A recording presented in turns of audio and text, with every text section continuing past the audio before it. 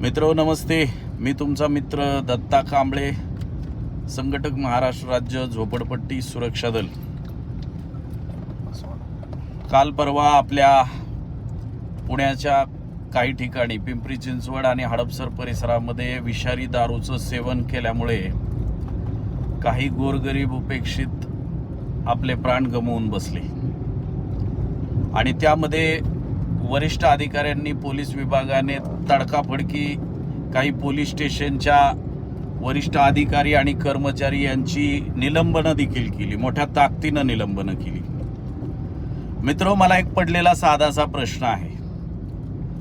जो ग्राउंडला police station हाताळणारा वरिष्ठ पोलीस निरीक्षक आणि त्याच्या संलग्न असलेले काही कर्मचारी, अधिकारी आणि त्या हद्दीमध्ये सुरू असलेला कुठलाही अवैध बेकायदेशीर धंदा, ज्यामध्ये मटका असेल, जुगार असेल, दारू असेल, काही असेल, खरं सांगा की या धंद्यांवरून जी वसुली होते ती केवळ वरिष्ठ पोलीस निरीक्षक म्हणजे पोलीस स्टेशन दर्जाच्या अधिकाऱ्याचीच होते का?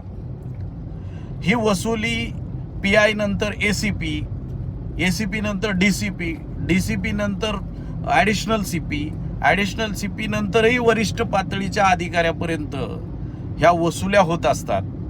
आणि मात्र या वसुलीमध्ये ज्या ठिकाणी जीव गेले म्हणजे मलिदा खाणारे वरपर्यंत आहेत, मात्र बळी फक्त घेतला जातो तो केवळ आणि केवळ ग्राउंडच्या कनिष्ठ अधिकारी आणि त्या कर्मचाऱ्याचा. याच्यामधली सगळी सूत्र प्रत्येक वरिष्ठ पातळीपर्यंत अधिकाऱ्यांचे जे वसुली मास्टर असतात ते ठरलेले असतात. आणि हे असताना देखील केवळ वरिष्ठ पातळीच्या अधिकाऱ्यांनी कनिष्ठ अधिकाऱ्यांवर केलेली निलंबनाची कारवाई ही निश्चित रूपानं व्हायला पाहिजे किंवा झाली इथपर्यंत ठीक आहे, पण वरिष्ठ पातळीपर्यंत त्याच्याही वरती अगदी ॲडिशनल CP पर्यंत देखील ही कारवाई झालीच पाहिजे होती. आणि ही केवळ त्यांच्यावरच व्हावी, कनिष्ठ अधिकाऱ्यांवर. ही अन्यायकारक आहे. खरोखर या गोष्टीवरती आपलं मत काय मला निश्चित सांगा.